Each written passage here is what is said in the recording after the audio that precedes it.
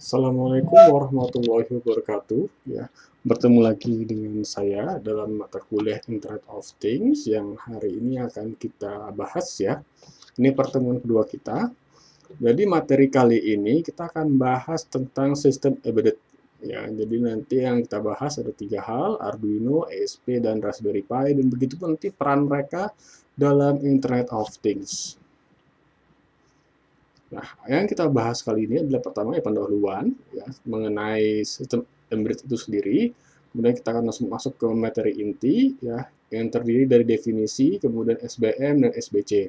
SBM, Single Board Microcontroller, itu terdiri dari dua jenis, Arduino dan ESP, ya, untuk Internet of Things. Kemudian nanti SBC-nya kita menggunakan Raspberry Pi. Jadi nanti SBM sama SBC ini mereka akan saling bekerja secara berkesinambungan, ya, saling mendukung satu sama lain sesuai dengan pekerjaannya masing-masing. Nah, nanti kita akan coba membahas lebih lanjut bagaimana penerapan mereka dalam Internet of Things. Nah, untuk IoT itu sendiri nanti ya perannya secara umum dua hal tersebut yang SBM dan SBC.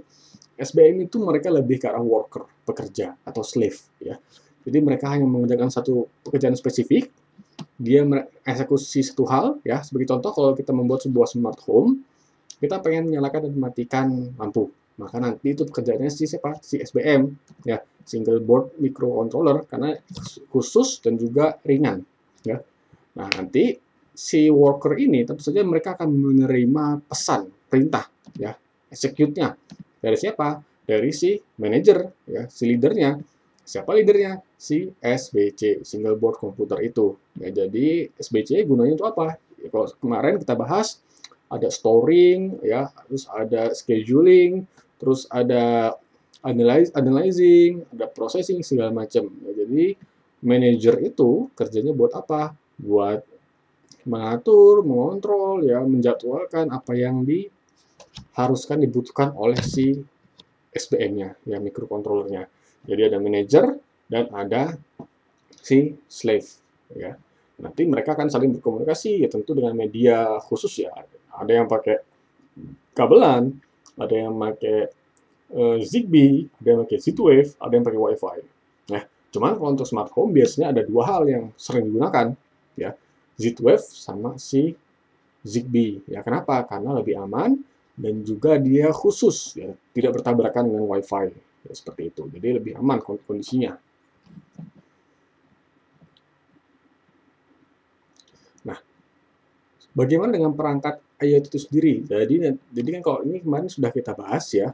Nah, ada beberapa hal yang akan kita pahami dulu ya, DHT11 sensornya.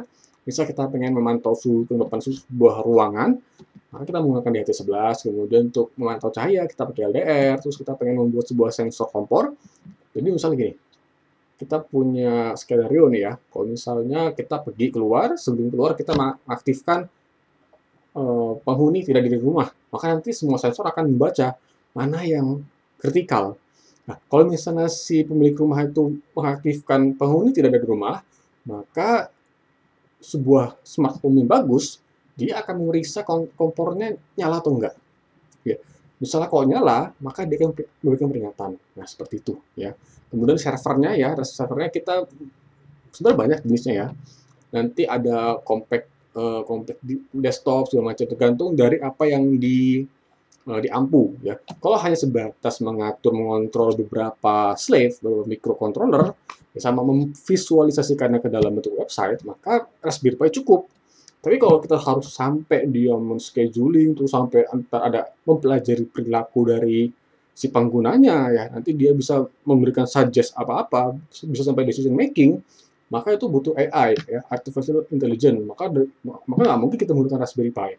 Bisa kita gunakan komputer desktop ya, yang kalau misalnya kita mau compact ya, ukuran yang compact, kita bisa menggunakan Intel NUC segala macam ya. Itu tergantung dari apa yang kita gunakan. Tapi kalau untuk kasus ini sebagai manajernya, servernya kita menggunakan Raspberry Pi ya, yang murah dan juga dari sisi komunitas sangat besar ya.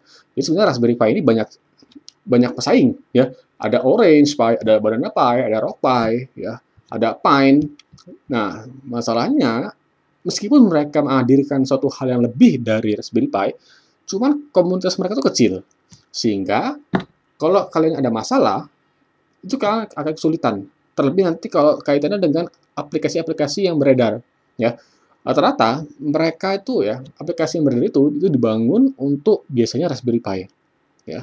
Ketika kita pakai perangkat lain yang walaupun itu lebih bagus dari sisi spesifikasi hardware, tapi kalau misalnya sedikit pengguna itu yang bermasalah, walaupun sama-sama menggunakan arsitektur ARM64 atau menggunakan Linux sebagai OS-nya, ya. Nah, nanti ada gateway. Gateway ini nanti perantara antara mikronya dengan server, ya. Contoh kalau kita menggunakan protokol ZigBee, maka nanti kita punya gateway ZigBee, ya. Jadi nggak langsung bisa antara server sama si sensor ini berkomunikasi, nggak bisa langsung. Mereka harus ada pengantaranya, ya. Misal kalau pakai WiFi router untuk perantara mereka. Kalau misalnya kabelan ya ntar pakai switch atau pakai apa ya. Tergantung dari media yang kita gunakan. Cuman biasanya untuk smart home itu dua hal ini ya, ZigBee sama Z-Wave. Ya, nanti kita akan bahas lebih lanjut. Apa beda ZigBee, apa beda Z-Wave ya. Cuma kalau sekilas saya jelaskan, ZigBee sama Z-Wave itu sebenarnya sama-sama protokol yang sering digunakan dalam smart home. Cuman kalau ZigBee ini dia menggunakan frekuensi yang sama dengan Wi-Fi 2,4 GHz, hanya saja dia itu beda protokol, jadi nggak akan bertabrakan. Dan kemudian juga dia open source dan juga komunitas. Jadi ZigBee ini dibangun oleh komunitas. Nah, Z-Wave itu dibangun oleh perusahaannya. Jadi mereka lebih tertutup dari sisi pengembangannya. Kayak dia menggunakan kalau nggak salah 700 MHz ya, jadi frekuensinya untuk Z-Wave. Nah, OS yang kita gunakan ya nanti ada Linux, terus ada Docker dan lain-lain. Ya. Jadi dalam pengembangan Internet of Things, walaupun kita bisa menggunakan Windows, ya, cuman saya merasa lebih nyaman, lebih enak menggunakan Linux karena dia gratis, dia open source, ya, dan juga dia itu berkembang dengan komunitas, ya. Jadi ketika suatu hal itu didukung oleh komunitas, maka nanti perkembangannya dia akan semakin bagus, semakin baik. Nanti ada Docker ya, Docker itu nanti untuk memvirtualisasikan software yang kita gunakan ya, supaya lebih mudah. Nanti protokol komunikasinya kita bisa pakai HTTP, ya ini HTTP ini nanti protokol TCP/IP ya. Udah ada MQTT juga, jadi sama-sama di TCP/IP ya. Cuman dia lebih ringan, lebih simpel ya, dan juga dia nanti ada sistem terpusatnya kalau MQTT ini. Kalau ini kan HTTP dia langsung antara server dengan klien ya, dengan ada antara master dan slave langsung berkomunikasi. Tapi kalau si MQTT ini dia ada middleman-nya, ada arang tengahnya, sehingga akses datanya jauh lebih baik ya kalau MQTT dalam kasus Internet of Things ya. Nanti ada ZigBee ya, protokol ada Z-Wave, ada LoRa dan lain-lain. Ya, ini kita bahas lebih lanjut nanti di bab berikutnya. Kemudian nanti infrastrukturnya, jadi namanya Internet of Things itu pasti ada jaringan, pasti ada internet. Ya, nggak mungkin nama Internet of Things cuman ya kerja lokal, enggak. Tapi dalam Internet of Things ini kita menggabungkan beberapa hal ya.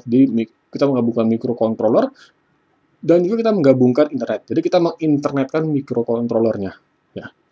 Jadi hanya memindahkan protokol internet ke area microcontroller. Nah, nanti mikro yang kita gunakan ya ada Arduino ya, Arduino yang lazim digunakan. Kemudian ada ESP8266 dan ESP32. Jadi ESP8266 sama ESP32 ini mereka khusus digunakan ya untuk IoT ya. Walaupun Arduino bisa untuk dipakai IoT, cuma dari segi ke penggunaannya jauh lebih enak pakai ESP. Kenapa? Karena mereka sudah include modul Wi-Fi. Nah, kalau Arduino yang basic itu kayak Arduino Uno, Arduino Micro, ya Nano, itu belum ada modul Wi-Fi-nya, sehingga kita harus menggunakan modul lain. Nah, ini agak merepotkan ya. Kalau cuma membuat sebuah perangkat yang tidak perlu IoT, maka ya udah, it's okay, kita menggunakan Arduino nggak apa-apa. Cuma kalau kita membutuhkan perangkat yang harus terhubung dengan internet, maka kita gunakan yang paling mudah adalah ESP8266 atau ESP32. Walaupun kita bisa menggunakan Arduino, cuman kondisinya kita harus menambahkan modul lagi, ya. Seperti itu. Nah, untuk tampilannya nanti kita bisa menggunakan layar LCD, ya. Atau kita gunakan website, ya, dan lain-lain. Tergantung dari apa yang kita inginkan. Cuman biasanya, secara umum, ya, untuk smart home ya contohnya ya. Nanti kita bahas lebih lanjut di pertemuan terakhir ya. Untuk smart home itu mereka lebih ke arah website sih. Dalam artian nanti dia membuat web server yang dimana dia bisa diakses oleh siapapun dan pakai apapun oleh orang-orang tertentu ya. Seperti itu. Nah, fokus kita pada materi kali ini adalah kita akan bahas tentang server dan microcontroller ya, teknis-teknisnya. Nah, apa yang dimaksud dengan sistem embedded ya? Jadi inti dari sistem embedded adalah kalau kita bahasa Indonesia kan artinya adalah sistem yang tertanam ya, di benak sistem terbenam ya. Jadi intinya komputer kecil yang digunakan untuk mengerjakan suatu hal ya. Jadi dia khusus spesifik pekerjaannya, tidak seperti desktop pada umumnya yang dia itu general purpose. Tapi kalau ini dia spesifik purpose ya.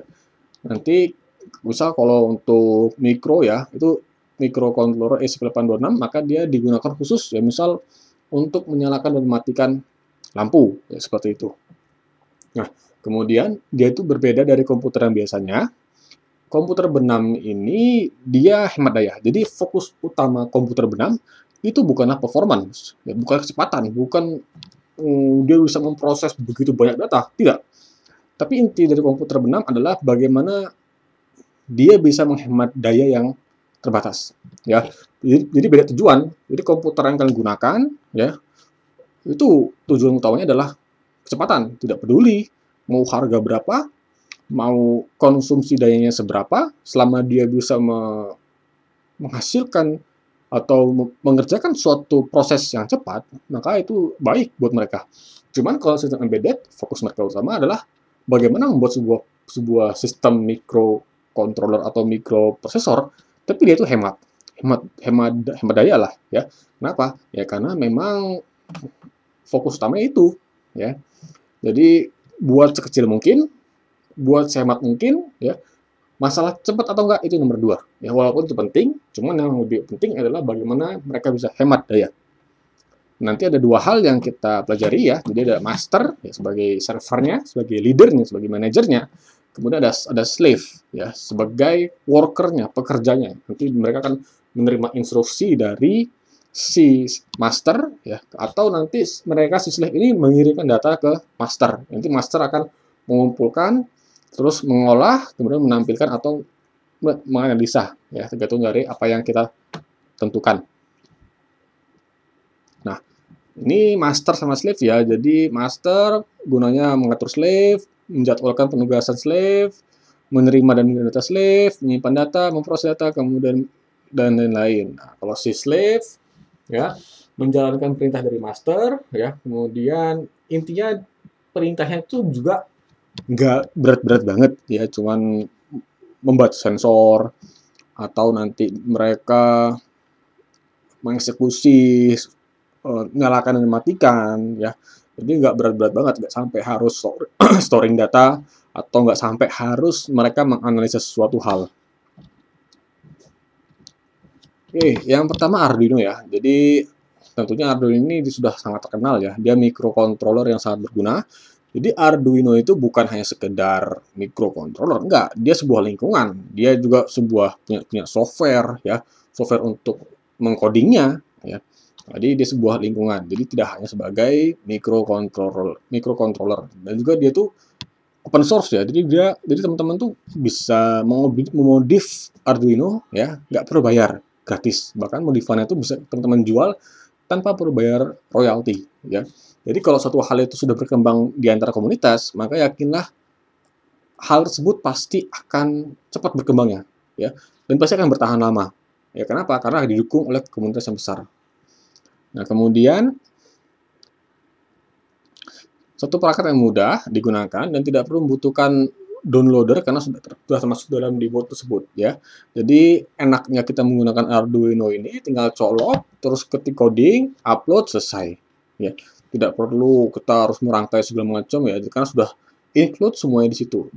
Jadi sistem minimum yang sangat-sangat enak digunakan ya. Bisa digunakan oleh siapapun ya, oleh penghobi, pelajar ya, yang masih awam sampai profesional pun mereka menggunakan Arduino karena kemudahannya seperti itu. Nah, jadi nanti Arduino itu dia tidak cuma satu jenis ya, tidak seperti jadi tidak hanya Uno ya. Uno kan yang biasa digunakan untuk training teman-teman semua.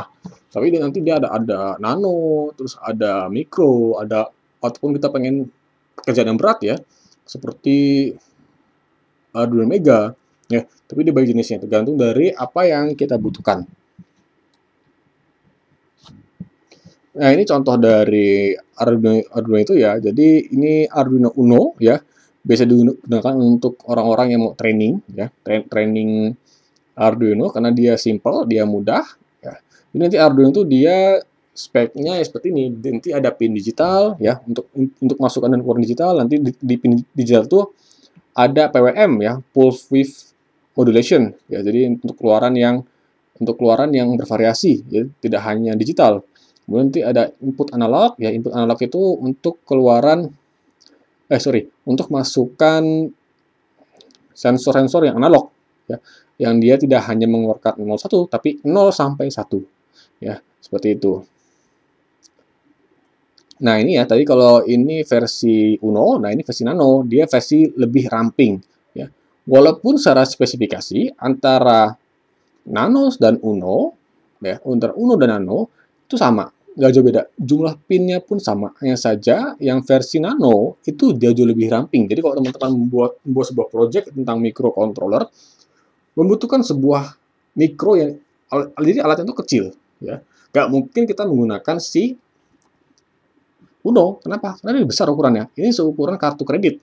Cuman kalau si Nano ini ya ukurannya ya cuma sejari ya. Jadi kalau misalnya teman-teman butuh suatu perangkat yang kecil ya Pak, dan nggak mungkin kita menggunakan Arduino Uno sebagai controllernya, maka gunakan si Nano ya. Dari segi spesifikasi emang sama persis ya, karena sama-sama menggunakan mikro yang sama ya.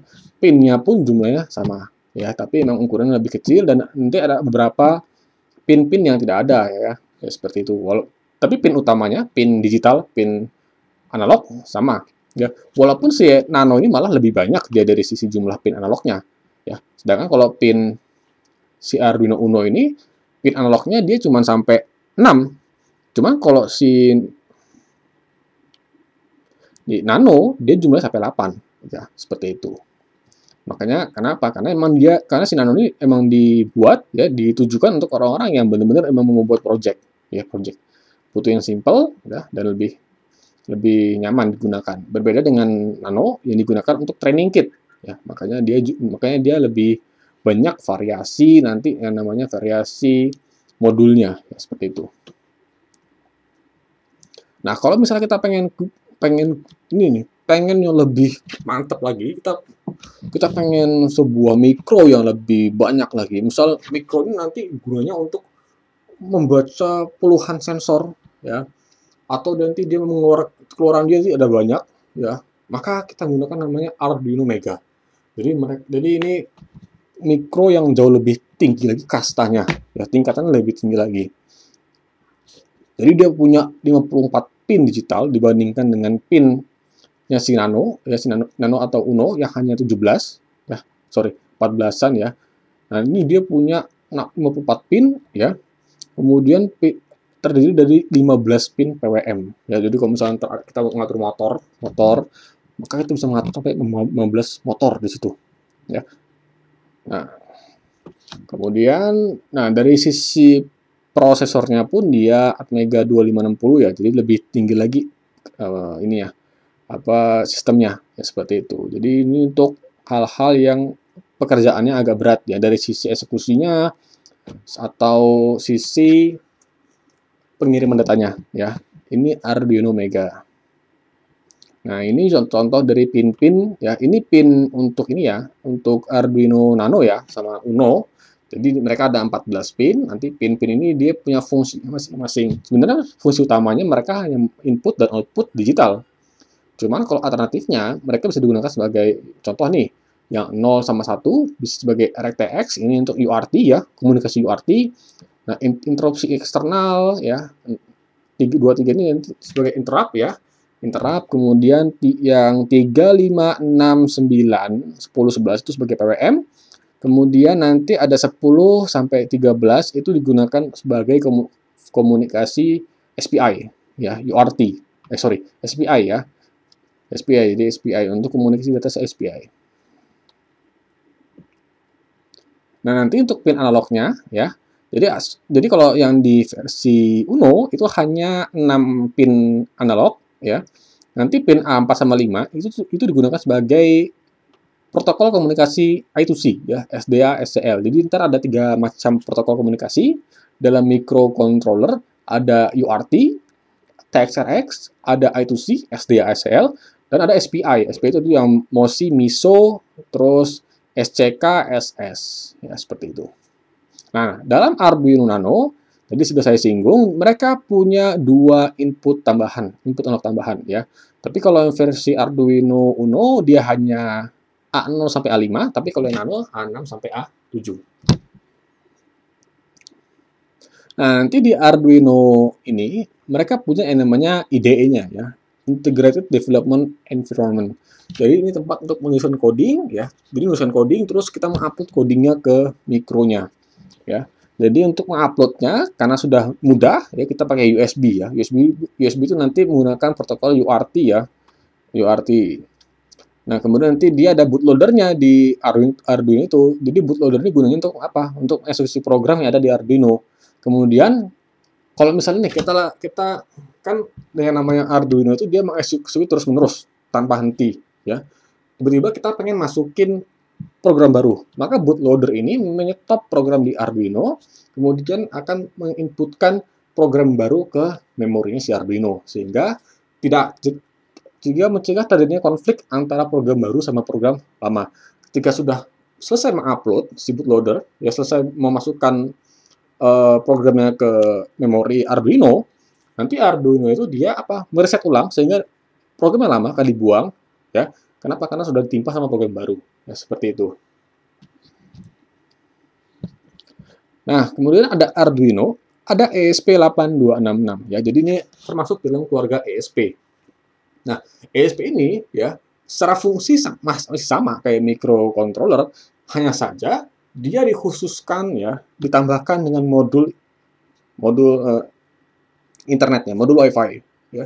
Sehingga dia secara langsung bisa mengontrol apa yang sensor atau switch, tapi dia juga bisa langsung berkomunikasi ya melalui internet ya, melalui WiFi ya, seperti itu. Jadi ESP8266 ini nanti ada berbagai macam tipe ya, tidak seperti Arduino ya, yang Uno, Nano, Mega, kemudian ada Dew segala macam. Tapi kalau ESP8266 ini nanti ada banyak macamnya ya.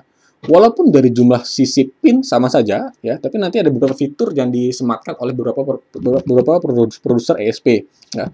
Contoh ada yang fokus ke arah daya ya, ada yang sebatas fokus biasa aja. Jadi nanti berbagai macam jenisnya fokusnya ya.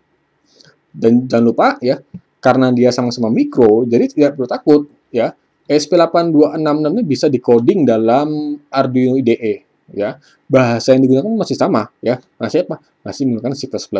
Dan juga semua sensor modulnya Arduino itu pasti kompatibel. Ya. Yang tidak kompatibel itu hanya yang biasa kita pasang langsung loh. Biasanya kalau kita punya Arduino Uno itu kita punya semacam head-nya, topiknya ya, modul yang dipasang secara langsung. Nah, itu yang mungkin tidak bisa kompatibel. Tapi kalau cuma modul-modul yang bisa kita kaitkan dengan kabel-kabel ya, misal DHT11, terus LCD, itu maka dia kompatibel, nggak ada masalah ya, sama ESP8266 ya.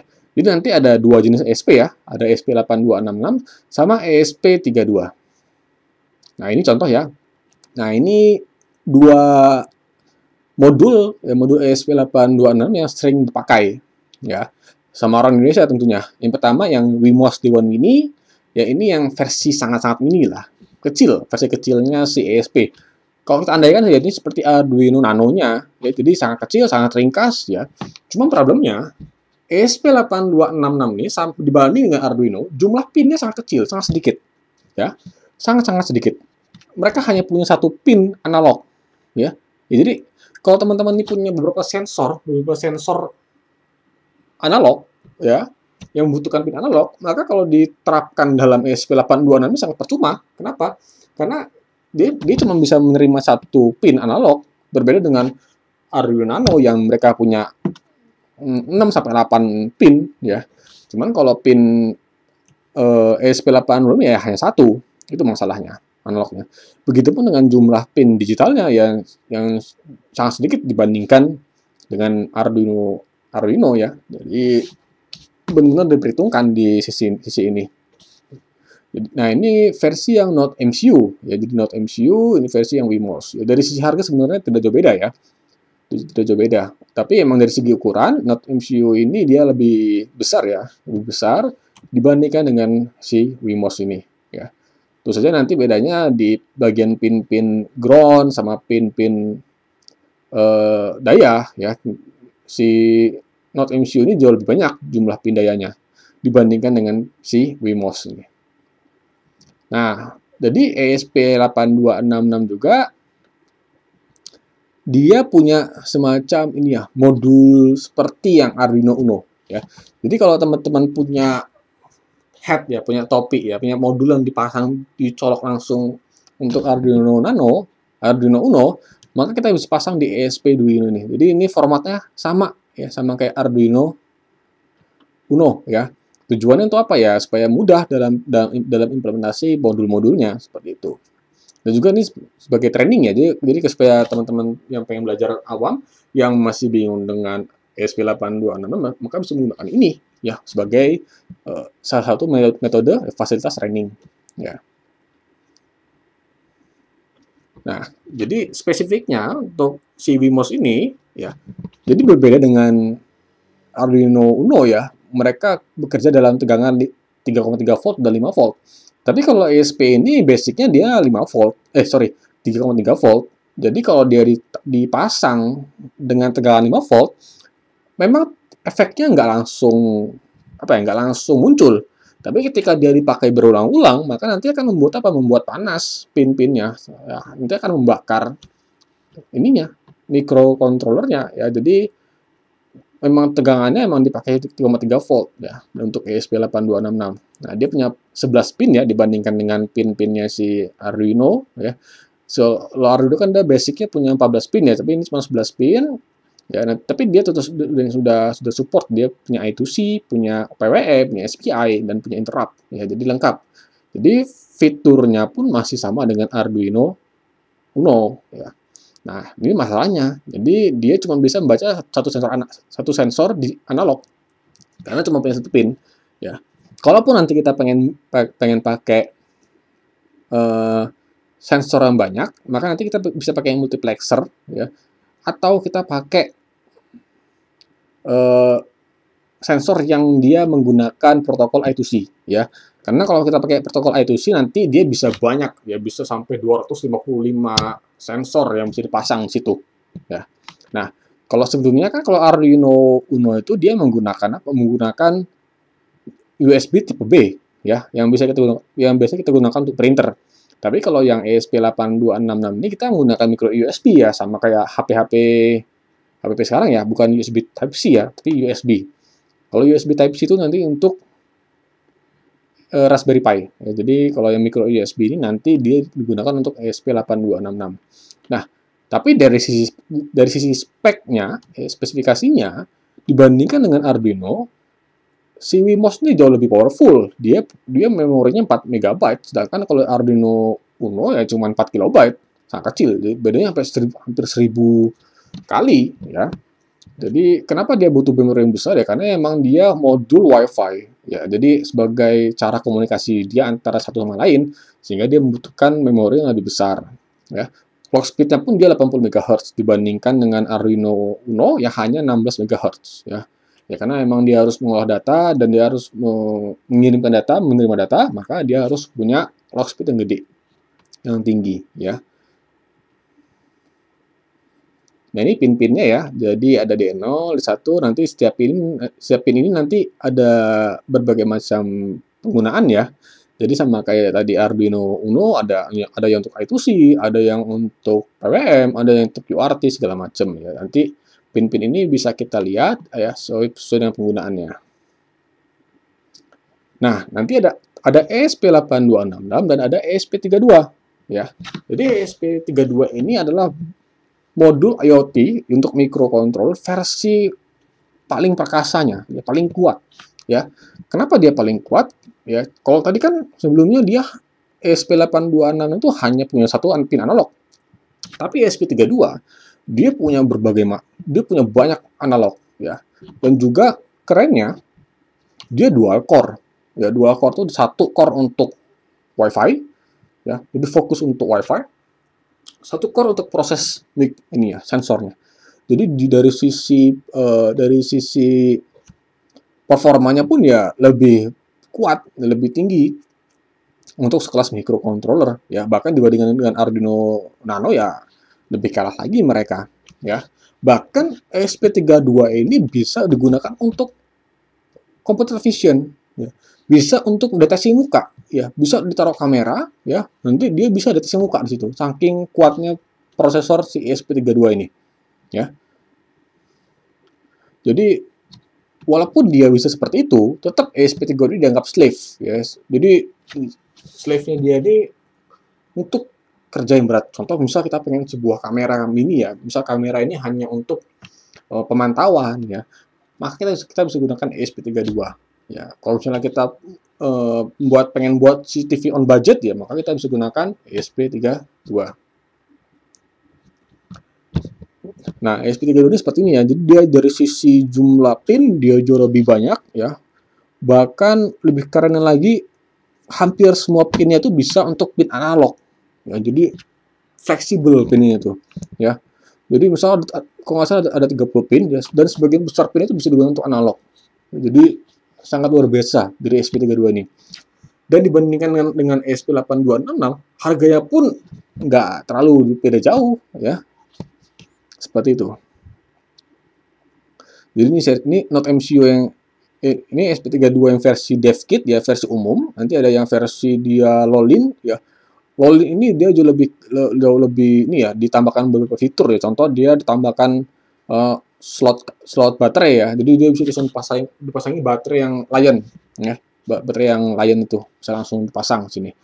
Dan juga memang cuma dari sisi jumlah pin pun ya nggak jauh beda dengan yang versi biasa, sama. Hanya saja dia ditambahkan fitur nih, ada baterainya.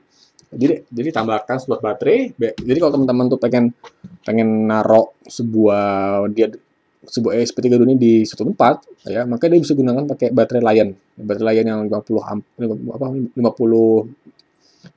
mAh ya. Seperti itu. Nah, kalau tadi saya pernah singgung ya, jadi ESP32 ini saking powerfulnya dia microcontroller yang bisa digunakan untuk kamera. Ya, ini contohnya ESP32 Cam. Ya, jadi akibat dia menggunakan kamera, jadi kamera itu nanti dia menggunakan beberapa pin. Ya, makanya jumlah pin di ESP32 ini sangat-sangat sedikit. Ya, cuman beberapa titik doang. Ya, kenapa? Karena sisanya dipakai buat apa? Dipakai buat kamera. Ya, nanti emang fokus dia adalah untuk kamera ya, untuk kamera. Makanya, tapi hebatnya ESP32 ini ya, salah satu fiturnya dia bisa digunakan untuk deteksi muka ya. Jadi benar-benar computer vision di sini. Nah, ini contohnya, ini perbandingannya ya. Jadi antara ESP8266 sama ESP32 ya. Dari segi controllernya pun ya single core 32 bit, yang ini dual core ya. Kemudian dari sisi frekuensinya pun, kecepatan clock-nya ini 160 MHz, 2 kali lipatnya ya. Kemudian GPIO-nya yang cuma 17 tapi sampai 36, 2 kali lipatnya ya. Dan jumlah pin-pinnya ya, SPI-nya dia ada 4, dan terus UART-nya ada 2, I2C ada 2, I2S-nya ada 2 ya. Nah, resolusi ADC-nya ini penting ya. Jadi untuk pembacaan nilai analog itu nanti akan dikonvert dulu ke digital. Jadi tidak langsung mentah di analog. Nah, si ESP32 dia sampai 12 bit ya. Ini hanya 10 bit ya. Ini kaitannya dengan apa? Dengan resolusinya. Jadi semakin banyak bitnya, maka nanti resolusinya ya, rentang pengukurannya itu makin tipis, makin bagus ya. Dan artian dia akan semakin detail, semakin peka pembacaannya, seperti itu. Kemudian, nah, ESP32 ini dia sudah include sensor dalamnya, ya. Beda dengan ESP8266 yang dia itu kalau kita pengen sensor internal, ya ini sensor internal ya, itu hanya tidak ada ya, tidak ada malahan. Nah, kalau ESP32 ini dia sudah ada sensor internalnya, ada temperatur, ada hal efek, ya, kemudian ada touch sensor. Nah, kemudian kita akan bahas tentang Raspberry Pi. Ya, ini sebagai masternya, ya. Raspberry Pi itu dalam komputer mini, komputer kecil, ya. Jadi komputer mini yang dibuat supaya dia itu bisa mengeksekusi seperti komputer pada umumnya, ya. Ini sering kita sebut namanya SBC ya, single board computer. Dalam hal ini kasus yang kita pakai adalah Raspberry Pi. Nanti Raspberry Pi itu ada 4 model, ya, model A, model B. Nah, ini kaitannya nanti dengan ukurannya, ya, bentuknya ada compute modul. Nah, ini nanti compute modul dia semacam kayak slot-slot RAM itu, ya. Kemudian ada Zero. Zero ini nanti seperti Arduino Nano, ya. Jadi kalau model A sama model B ini seperti Arduino Uno dari segi ukuran dia besar itu masih kecil lah kalau dalam perspektif kita. Cuman dalam perspektif si Zero itu kecil, ya. Dan perspektif si Zero itu besar, ya. Nah, kemudian si Zero ini seperti Arduino Nano, dia kecil, sangat-sangat kecil, ya. Untuk pekerjaan yang, jadi walaupun dia kecil, tapi dia bisa mengampu operating system, ya, seperti itu. Beda dengan Arduino Nano, ESP8266, ESP32, dia nggak bisa mengampu OS, ya, tapi kalau Zero ini walaupun dia kecil, ya, tapi dia bisa diinstal operating system, ya, Linux, seperti itu. Nah, ini digunakan sebagai apa? Gateway dan mini server. Nah, ini contoh Raspberry Pi model A ya, jadi bentuknya kotak seperti ini, ya. Ini tipe 3A ya, kalau salah 3A ya, 3A ya, 3 atau 2A saya lupa, ya.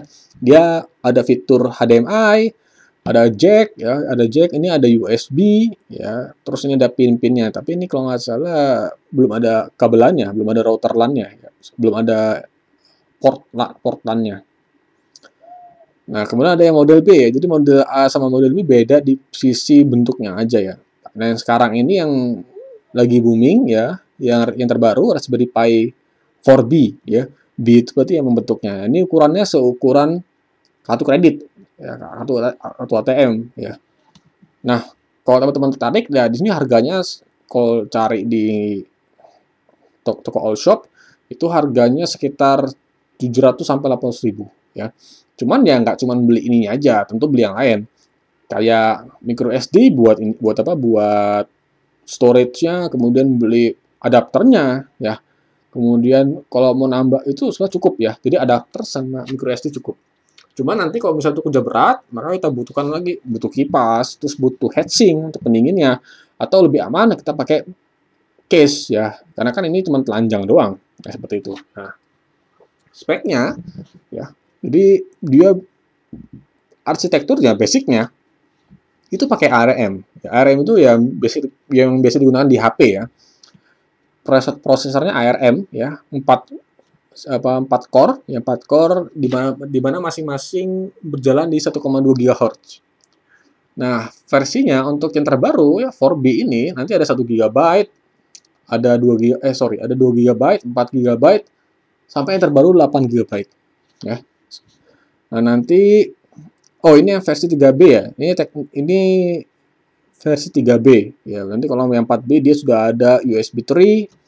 Kemudian Ethernet-nya pun dia sudah gigabit, ya. Terus Wi-Fi-nya pun dia sudah Wi-Fi 5 GHz, ya, jadi yang terbaru. Kemudian dayanya dia sudah menggunakan USB-C, ya, seperti itu. Nah, jangan lupa bahwa SBC ini dia punya pin-nya. Raspberry Pi ini punya pin, selayaknya pin-pin dalam Arduino, ya. Jadi nanti ada pin biasa ya, GPIO ini pin input output digital ya. Nanti ada lagi pin I2C ya, ada pin UART ya. Kemudian ada pin power ya, 5 volt segala macam ini. Terus ada pin SPI, ya jadi ini pin layaknya kayak Arduino, ya kayak micro, ya sama aja.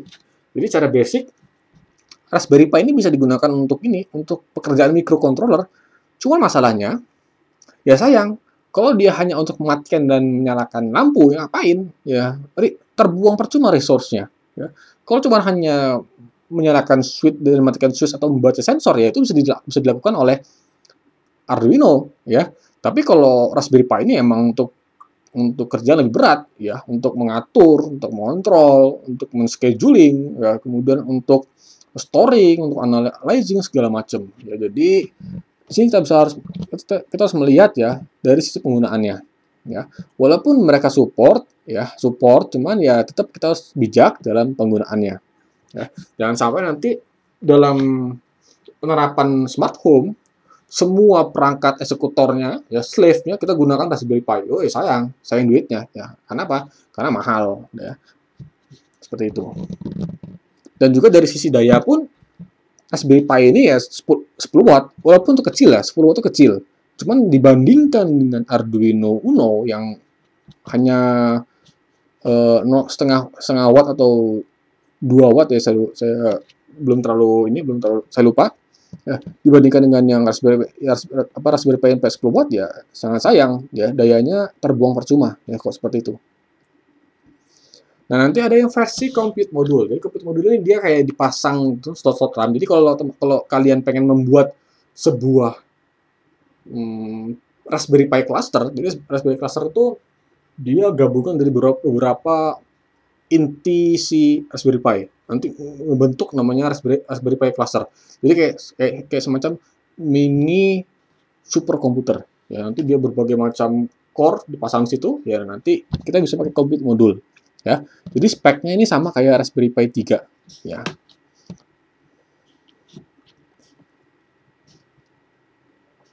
Nah, ini contoh modulnya. Jadi ini motherboardnya. Jadi ini Raspberry Pi yang compute module. Jadi nanti kalau misalnya kita pengen membuat sebuah mini cluster yang kuat, maka nanti kita pakai semua ini ya, pakai semua compute modulnya. Jadi kita pasang-pasang sampai 1, 2, 3, 4, 5, 6, 7. Jadi nah, sama aja kayak kita menjalankan Raspberry Pi sebanyak 6 buah untuk satu pekerjaan. Ya, ini berguna kalau misalnya teman-teman pengen membuat sebuah smart home, yang smart home itu dia bisa untuk ngeplay video, ya streaming service, bisa untuk sebagai storage service, ya kayak Google Drive, terus pengen smart home yang untuk home assistant segala macam. Jadi untuk kerja yang lebih berat lagi dibandingkan dengan single Raspberry Pi. Nah, kemudian ada yang versi Zero. Ya, versi Zero ini yang versi seperti Arduino Nano, ya, kecil, ya simple. Cuman dia sudah mengakomodir ya, sudah bisa mengakomodir OS, ya. Cuman dari sisi spek ya wajar dia tidak sekuat Raspberry Pi 3 atau Raspberry Pi 4, ya. Dia cuma punya 512 MB, kemudian CPU-nya pun dia cuma single core ya, 1 GHz. Cuman dia sudah bisa ngeplay video HD. Jadi ini bisa kita rancang, bisa kita buat sebagai smart TV lah. Jadi kalau teman-teman, jadi dalam komunitas Raspberry Pi ada namanya OS untuk media ya. Untuk media kita pakai Kodi atau pakai apa. Nanti kita bisa membuat sebuah TV itu jadi smart TV ya dengan menggunakan Raspberry Pi Zero ini. Ya, karena dia sudah support HDMI ya, dan dia bisa play video 1080p. Ya. Tapi kalau yang Raspberry Pi yang Raspberry Pi yang 4B itu sudah 4K. Ya, dia bisa menjalankan 4K video. Ya. Jumlah pinnya pun sama, dia ada 40 pin ya, sama kayak yang sebelumnya. Nah, nanti jadi kan itu hardware-nya. Nah, ntar kita kenal yang dengan yang namanya OS-nya. Nanti ada berbagai macam jenis di pasaran ya. Yang biasa digunakan ya Raspbian, ya Raspberry OS, ya nama sekarangnya. Cuman problemnya, kita tahu bahwa prosesornya itu adalah ARM 64 bit. Ya, bukan 32. Nah, Raspbian atau Raspberry OS ini, dia OS-nya hanya 32 bit. Ya, ini jadi masalah kalau teman-teman beli Raspberry Pi yang 8 GB. Kalau dipasang dengan Raspbian yang hanya yang support 32 bit OS-nya, ya maka nanti terbaca hanya 4 GHz, 4 GB. Sisanya bakal nggak dibaca. Karena apa? Karena nggak support. Makanya kita gunakan alternatif lain, ya. Nah, walaupun nanti dalam perkembangannya, ini developer Raspberry sudah menyiapkan untuk Raspberry Pi 64 bit, ya. Cuman itu masih dalam tahap beta. Dalam artian dia masih butuh waktu yang lama untuk sampai tahap stable dari sisi OS-nya. Nah, untuk saat ini dalam kasus saya, ya, saya merancang smart home, saya menggunakan Ubuntu Raspi, Chef Raspi, ya. Kenapa saya pakai ini ya? Karena basic saya sudah punya basicnya Ubuntu. Kemudian dia didukung oleh komunitas yang luas, ya. Jadi ketika saya punya masalah, ya tinggal saya tanyakan di komunitas itu, ya. Jadi jauh lebih enak. Kemudian ada Ubuntu Mate, ya, ada Snappy Ubuntu Core, nah ini ada Windows 10, ya. Jadi ini basicnya. Jadi semua ini basicnya adalah Linux, ya. Cuman ya hanya satu, ya, Windows 10 ini yang basicnya Windows, ya. Jadi ini khusus untuk IoT, ya. Jadi Windows 10-nya untuk IoT. Kemudian ada OSMC, ya, Open ini semacam kayak media ya, smart yang biasanya dipasang untuk smart TV, ya. Jadi kalau teman-teman punya sebuah TV digital yang dia belum ada smart TV-nya, maka bisa kita pasang di Raspberry Zero, ya. Kemudian kita hubungkan dengan TV-nya. Jadi OS ini diinstal, ya. Diinstal di situ. Kemudian ada OpenELEC, ya, sama aja kayak OSMC, ya. Ada Pinet, ada RISC-OS. Nanti ada beberapa, jadi gini, uniknya di Raspberry Pi, bahkan mereka punya namanya Retro OS. Nah, Retro OS ini dia mengemulasikan beberapa program-program Game Boy, ya. Jadi dia khusus dibuat untuk mengemulasikan game-game Game Boy segala macam, itu, ya. Jadi kalau teman-teman cari itu banyak, jadi keren, ya. Keren. Jadi kita bisa main Game Boy, bisa main Nintendo 64 segala macam itu pakai Raspberry Pi, ya. Diemulasikan. Nah, ini contoh penerapannya ya dalam IoT, ya. Jadi ini perangkat slave-nya. Perangkat slave-nya misalnya kita pengen mengontrol lampu sama memantau pakai DHT11 sama DHT11 memantau suhu dan kelembapan. Nanti dibaca sama si ESP8266-nya ini pakai Node MCU, kemudian dikirimkan datanya kemana? Ke gateway-nya. Dalam hal ini saya menggunakan Wi-Fi, ya. Jadi kalau pakai Wi-Fi itu ya pakai router aja sebagai gateway-nya, ya. Tapi nanti kalau kita pakai Zigbee atau Z-Wave nanti ada tambahan lagi, ya, seperti itu. Bahkan kalau untuk untuk si Wi-Fi, ya, si router ini, si SBC ini dia sudah punya Wi-Fi, sehingga bisa kita buat access point, ya. Jadi bahkan kita nggak perlu router eksternal, cukup pakai router internal, kita bisa buat access point. Nanti access point-nya dihubungkan ke siapa? Ke ESP8266-nya, ya, sebagai eksekutornya. Jadi bisa langsung komunikasinya antara satu sama yang lain. Oke, ini akhir dari kuliah kita, ya, pertemuan kedua. Silakan kalau nanti ada yang tanyakan di diskusi, ya. Nanti insya Allah akan saya pantau terus diskusinya, ya. Kemudian jika ada yang pengen disampaikan, ya, pengen ada unek-unek, ya, maka monggo silakan sampaikan di diskusi, ya. Sekian kuliah dari saya. Semoga apa yang saya sampaikan bisa dicerna oleh teman-teman semua, ya. Dan mohon maaf jika apa yang saya sampaikan ada yang salah, ya. Kepada Allah saya mohon ampun. Ya, saya akhiri. Wassalamualaikum warahmatullahi wabarakatuh.